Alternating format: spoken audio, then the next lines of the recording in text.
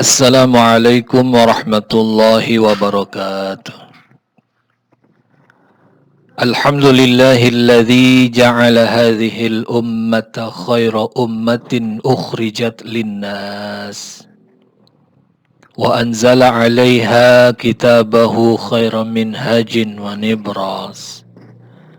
Asyhadu an la ilaha illallah wahdahu la syarika lah. Istafa hadhil ummata min bainil umam wa afadha 'alaiha ma syaa minan ni'am. Wa asyhadu anna sayyidana wa nabiyyana Muhammadan abduhu wa rasuluh ba'athahu ala hini fatratin minar rusul fa adhhara asy-syari'ata wa bayyana as-subul. Allahumma salli alaihi fil awwalin wal akhirin wa ahyina ala hadihil mubin waj'alna fi jiwarihi ma'a alihi wa ashabihil mayamin. Amma ba'du faqalu subhanaka la ilma lana illa ma 'allamtana innaka antal alimul hakim la haula wala quwwata illa billahil aliyyil azim. Ikhwatal iman rahimakumullah. Alhamdulillah, segala puji bagi Allah, karena Allah telah mentakdirkan kita terlahir dari orang tua yang muslim. Satu langkah hidayah yang lebih memudahkan, karena dari sekian banyak bayi yang dilahirkan bukan dari orang tua yang muslim. Besarnya mereka harus berjuang lebih berat untuk mengenal Allah Subhanahu wa ta'ala sebagai Tuhannya. Maka selalu kita mengucap syukur atas hidayah Islam ini. Tinggal selanjutnya kita meraih hidayah-hidayah berikutnya agar kita bisa memahami agama ini semakin baik, karena memang Islam ditakdirkan sebagai agama terakhir yang diturunkan oleh Allah Subhanahu wa ta'ala sebagai agama terbaik dan sempurna. Ikhwatal iman rahimakumullah.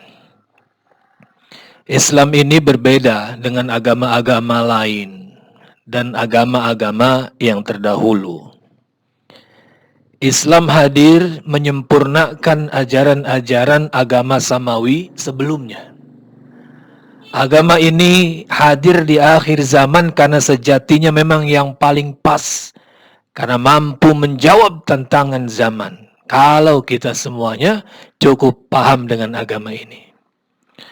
Bukankah banyak yang menjadi muslim tapi dia tidak mendapatkan kebahagiaannya dan kemudahannya? Untuk itulah dalam kajian ini saya akan sampaikan tentang khasaisul ummatil Muhammadiyah, keistimewaan atau keunggulan umat Rasulullah termasuk dengan syariat Islamnya yang memudahkan dan mencerahkan. Semoga kita semakin paham, semakin cinta dan bangga sebagai orang Islam.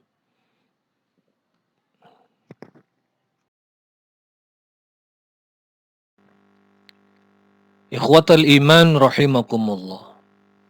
Marilah kita bahas keunggulan atau keistimewaan agama Islam dan umat agama ini. Yang pertama, yang melegitimasi bahwa kita adalah sebagai umat terbaik adalah Allah Subhanahu wa ta'ala sendiri. Di dalam Al-Quran surat Ali Imran ayat 110, Allah Subhanahu wa ta'ala berfirman, A'udzu billahi minasyaitonir rajim, kuntum khaira ummatin ukhrijat linnas ta'muruna bil ma'rufi wa tanhauna 'anil munkari wa tu'minuna billah. Al-ayat. Bahwa kamu umat Islam adalah umat yang terbaik yang dilahirkan untuk manusia. Menyuruh kepada yang ma'ruf dan mencegah dari yang munkar serta beriman kepada Allah Subhanahu wa ta'ala.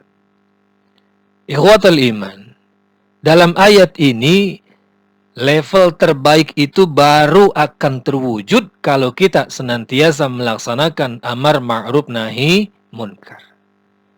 Menyebar segala bentuk kebaikan dan mencegah segala bentuk kemungkaran.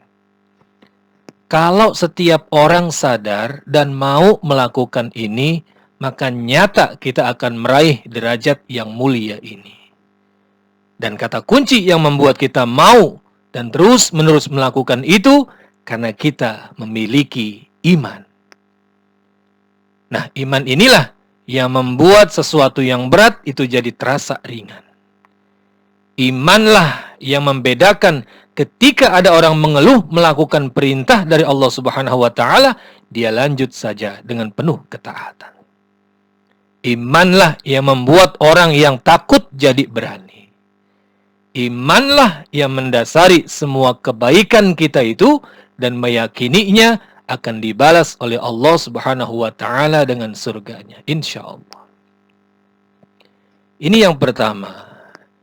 Yang kedua yaitu surat Al-Baqarah ayat 143. Allah Subhanahu wa Ta'ala berfirman, A'udzu billahi minasyaitonir rajim. Wa kadzalika ja'alnakum ummatan wasata litakunu syuhada'a 'alan nasi wa yakuna ar-rasulu 'alaikum syahida. Allah Subhanahu wa Ta'ala menjadikan kita sebagai ummatan wasata. Apa itu ummatan wasata? Ummatan wasata adalah umat yang bersikap, berpikir dan berperilaku moderat, adil dan proporsional. Antara apa?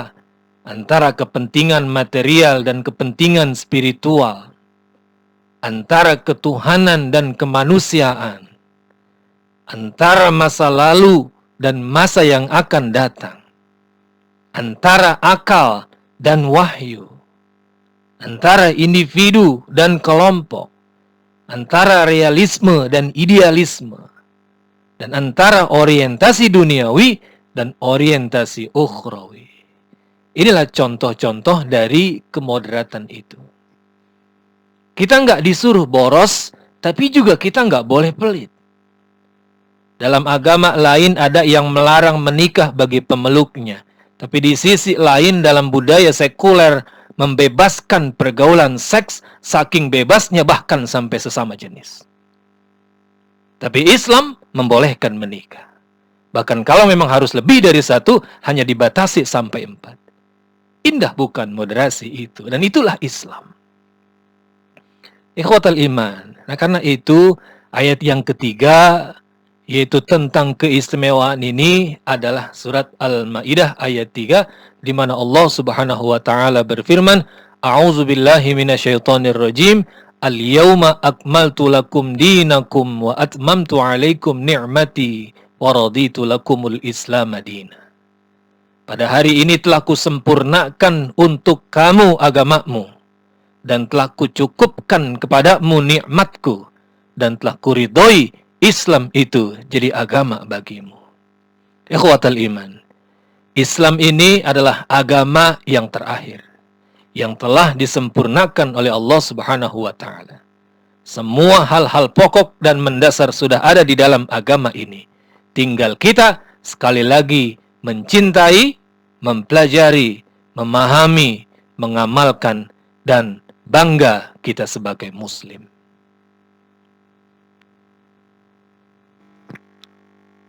Ikhwatal iman rahimakumullah, kita bahas beberapa keistimewaan sekaligus yang menjadi pembeda antara syariat-syariat umat terdahulu dengan syariat umat Islam dari keterangan hadis-hadis Rasulullah sallallahu alaihi wasallam. Yang pertama, ju'ilatil ardu masjidan wa tahuran. Dijadikannya bumi ini sebagai masjid atau tempat bersujud dan suci. Bagaimana penjelasannya? Satu, kalau kita mau sholat ada di bumi mana saja, selama kita bisa memastikan tidak ada kotoran, najis, silakan saja. Lihat Idul Fitri, Idul Adha, orang pada sholat di jalan-jalan Sepanjang tidak ada kotoran, najis, silakan. Yang kedua, wa tahuron, suci. Kalau nggak ada air, kita mau sholat, kita tayamum. Tayamum pakai apa? Pakai debu. Karena itu debu bisa menjadi pengganti kita untuk bersuci. Kalau kita lihat riwayat orang-orang terdahulu, ketika mereka ingin melaksanakan beribadah, mereka harus mencari tempatnya terlebih dahulu. Fi kana'isihim wa biya'ihim. Ikhwatal iman rahimakumullah. Yang kedua, innallaha hadaha liyaumil jum'ah. Allah menjadikan hari Jumat ini sebagai sayyidul ayyam. Hari terbaiknya umat Islam. Yang berbeda dengan Yahudi dan Nasrani yang masing-masing harinya adalah Sabtu dan Minggu. Hari Jumat ini juga dilaksanakannya sholat Jumat yang tidak pernah terjadi pada umat-umat sebelumnya. Jadi sholat Jumat ini murni syariatnya umat Islam. Sekian banyak fadilah dan keutamaan tentang hari Jumat ini yang bisa kita jadikan pembahasan pada kajian-kajian berikutnya. Keistimewaan yang ketiga yaitu yadkhulul jannata minha sab'una alfan bighairi hisab. 70.000 orang akan masuk ke surga tanpa hisab. Hal ini bisa kita lihat dari salah satu hadis Abi Umamah dalam Musnad Imam Ahmad, Sunan Tirmidzi dan Ibnu Majah, bahwa Rasulullah sallallahu alaihi wasallam bersabda, "Wa'adani Rabbi azza wa jal ayyudkhilal jannata min ummati sab'ina alfan bighairi hisabin wala azab." Jadi Allah Subhanahu wa taala berjanji padaku, kata Rasulullah, untuk memasukkan 70.000 umatku ke surga tanpa hisab dan azab. Subhanallah. Ikhwatal iman rahimakumullah. Kalau ada yang berkata 70.000 orang itu kan sedikit sekali jika dibandingkan sekian miliar umat Islam yang hidup dari zaman Rasul sampai zaman kita sekarang, maka kita bisa berkata bahwa angka 7 itu bukan hanya angka antara 6 dan 8. Tapi dalam budaya Arab, angka 7 itu dijadikan sebagai istilah untuk menyatakan sesuatu yang banyak. Nah, pertanyaannya, mungkinkah kita termasuk ke dalam jumlah itu? Wallahu a'lam bishawab. Keistimewaan yang keempat, at-tajawuz 'anil khata' wan nisyan wa ma ukriha alaih. Jadi Allah memaafkan kesalahan, lupa, dan sesuatu yang terpaksa. Dalam sebuah hadis Rasulullah sallallahu alaihi wasallam bersabda, "Innallaha tajawaza li an ummati al-khata' wan nisyan wa mastukrihu alaih." Sesungguhnya Allah memaafkan karena aku untuk umatku kesalahan, lupa, dan apapun yang mereka dipaksa untuk melakukannya. Hadis riwayat Ibnu Majah, Imam Baihaqi, dan yang lainnya. Ikhwatal iman, bayangkan pada masa Bani Israel itu mereka ketika melakukan kesalahan, lupa, dan melakukan sesuatu karena terpaksa, itu langsung mendapatkan hukumannya karena dosa tersebut. Kalau untuk umat ini, melakukan kesalahan karena tidak tahu bisa dimaafkan. Lupa karena memang tidak sadar juga dimaafkan. Dipaksa karena memang bukan niat untuk melakukannya juga insya Allah dimaafkan. Lagi puasa, lupa makan, ya lanjutin puasanya. Dalam kondisi tertentu, seseorang dipaksa minum arak, yang kalau tidak akan diancam nyawanya, ya minum aja. Taubat setelah itu, dan insya Allah diampuni oleh Allah Subhanahu wa ta'ala. Ikhwatal iman rahimakumullah. Keistimewaan yang kelima yaitu bahwa umat Islam itu disebut sebagai ummatan marhumah. Dalam salah satu hadis disebutkan, qala Rasulullah, ummati hazihi ummatun marhumah, laisa 'alaiha 'adzabun fil akhirah, 'adzabuha fid dunya al-fitanu waz-zalazil wal qatlu. Umatku itu adalah umat marhumah. umat yang diliputi kasih sayang Allah. Azab mereka itu bukan di akhirat, tapi adanya di dunia dengan munculnya banyak fitnah, gempa bumi dan sejenisnya, serta banyaknya peperangan. Ikhwatul iman, dalam Islam, rahmat itu merupakan sesuatu yang sangat besar sekali pengaruhnya bagi setiap muslim. Bahkan sampai masuk surganya seseorang itu adalah semata-mata karena rahmat dari Allah Subhanahu wa taala. Nah, di antara bentuk rahmat Allah adalah diampuninya dosa-dosa itu, sebesar apapun dosa itu, asal orang mau benar-benar bertaubat, maka akan diampuni oleh Allah Subhanahu wa taala. Dalam sebuah hadis qudsi Allah berfirman, "Wa rahmati wasi'at ghadabi." Bahwa rahmatku itu menutupi amarahku. Kemudian di antara rahmat Allah juga, anna khairataha la tanqati. Bahwa kebaikan-kebaikan yang pernah dilakukan oleh seseorang itu tidak akan pernah terputus, akan mengalir terus pahalanya sampai hari kiamat. Dan masih banyak lagi contoh-contoh tentang rahmat Allah itu. Intinya adalah bagaimana caranya agar semua amal yang kita kerjakan itu mendapatkan rahmat dari Allah Subhanahu wa taala. Ikhwatal iman rahimakumullah. Keistimewaan yang keenam, bahwa umatnya Rasulullah itu ya'tuna yaumal qiyamati ghurran muhajjalina min atharil wudu. Bahwa umat Rasulullah akan datang di hari kiamat itu dalam keadaan bersinar karena bekas wudunya. Ikhwatal iman, dalam sebuah hadis Rasulullah SAW berdialog dengan para sahabatnya. Wadattu ana qad ra'ayna ikhwanana. Ku ingin melihat kawan-kawanku. Qala lahu ashabuhu, awalasna ikhwanaka ya Rasulullah.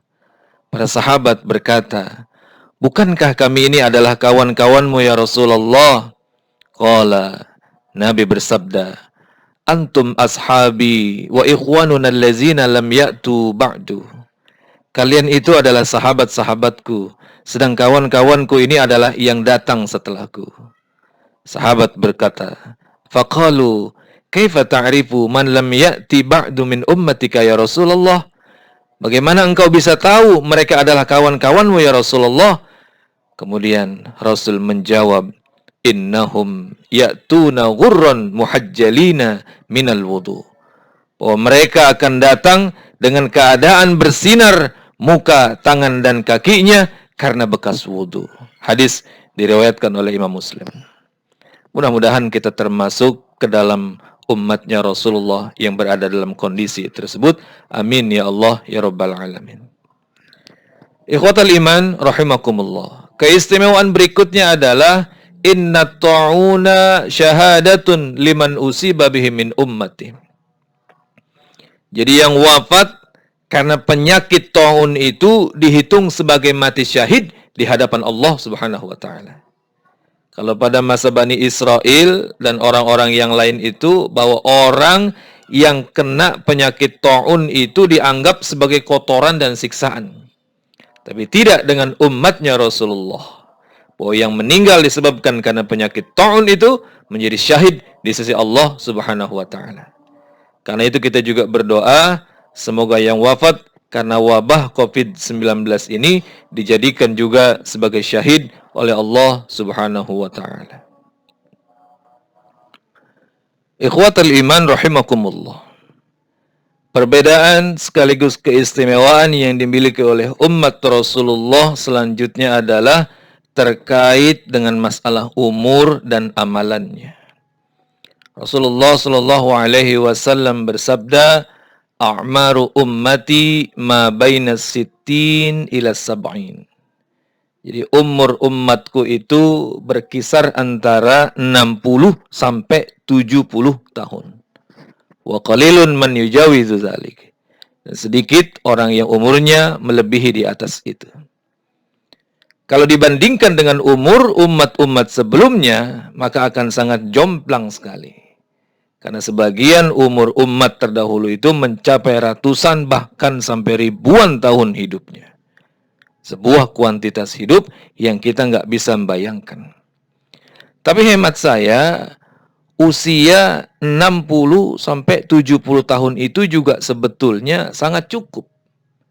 Apalagi jika diistimewakan oleh Allah Subhanahu wa taala, dan keistimewaan bahwa umat Rasulullah itu adalah aqallul umami amalan wa aktsaruha thawaban.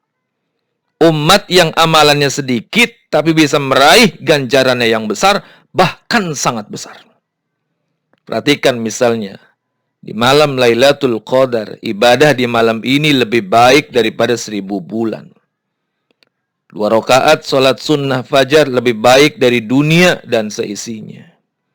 6 hari puasa di bulan Syawal setelah Ramadan itu sebanding puasa selama 1 tahun.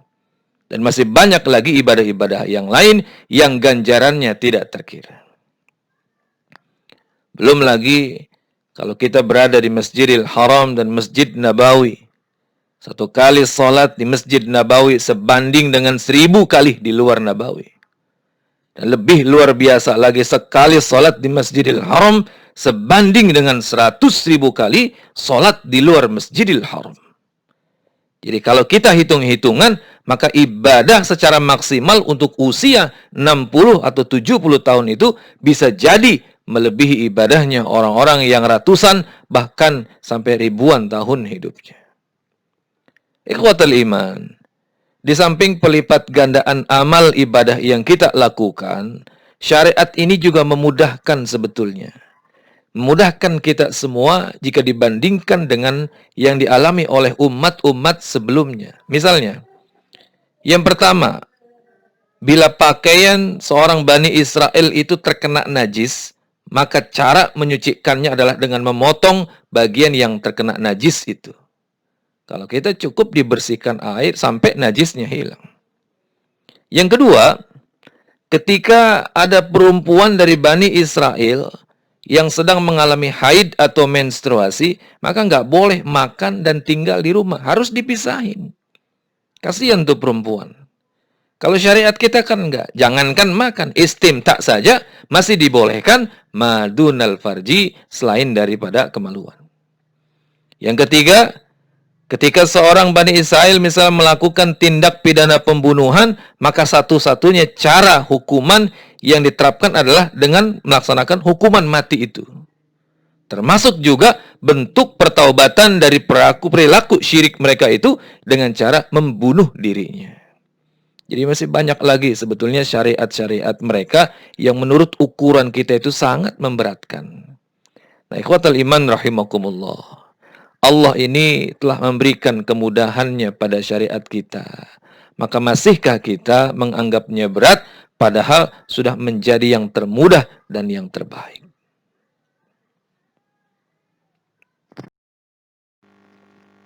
Ikhwatal iman rahimakumullah.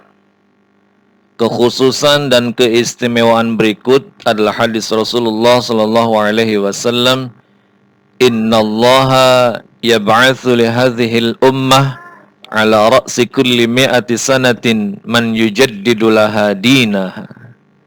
Jadi diutusnya mujaddid setiap 100 tahun sekali. Siapa itu mujaddid?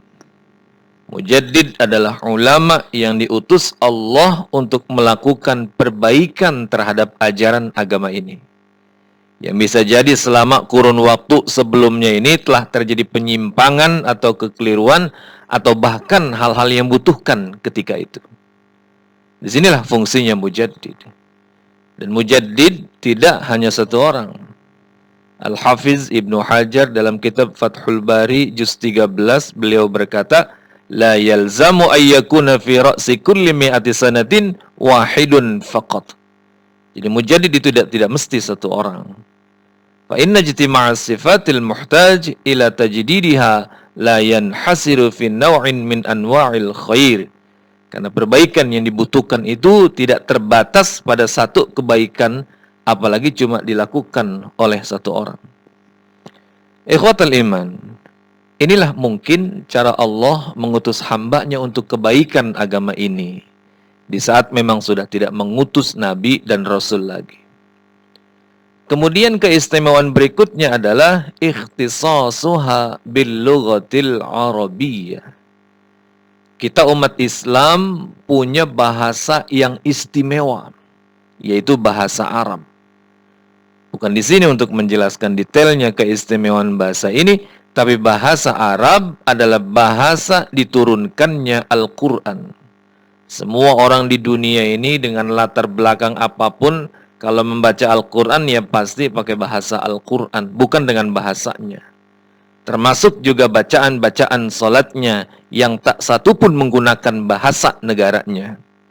Inilah salah satu keistimewaannya. Karena itulah kebanggaan ini disampaikan oleh Rasulullah SAW, ahibbul Arab li thalathin. Cintailah Arab itu karena 3 hal. Li'anni Arabiyyun, yang pertama karena saya orang Arab, wal Qur'an Arabiyyun, yang kedua karena Al-Quran berbahasa Arab, wa kalam ahlil jannati Arabiyyun, dan yang ketiga karena ucapan penduduk surga adalah bahasa Arab. Dan keistimewaan yang terakhir yaitu hillul ghanaim, jadi boleh menggunakan harta ghanimah atau harta dari rampasan perang. Ini karena syariat umat-umat terdahulu tidak membolehkannya. Ikhwatal iman rahimakumullah. Sebetulnya masih banyak sekali keistimewaan-keistimewaan yang menjadi kekhususan yang dimiliki oleh umat Islam ini, dan ini hanyalah sebagian kecil saja. Yang ingin saya sampaikan pada bagian akhir ini adalah bahwa Allah Subhanahu wa ta'ala menganugerahi keistimewaan ini pada kita yang tidak diberikan pada umat-umat lain, adalah karena memandang dan mengagungkan junjungan kita Nabi besar Muhammad sallallahu alaihi wasallam. Karena beliaulah semua ini bisa kita raih. Semoga kebaikan ini selalu kita raih dengan rahmat Allah Subhanahu wa ta'ala. Allahumma a'izzal Islam wal muslimin wa adhilla syirka wal musyrikin wa dammir a'da'ad din wansur ibadakal muwahhidin waj'alillahumma biladal islami aminatan mutmainnah ya rabbal alamin. Demikian, mohon maaf atas segala kekurangan.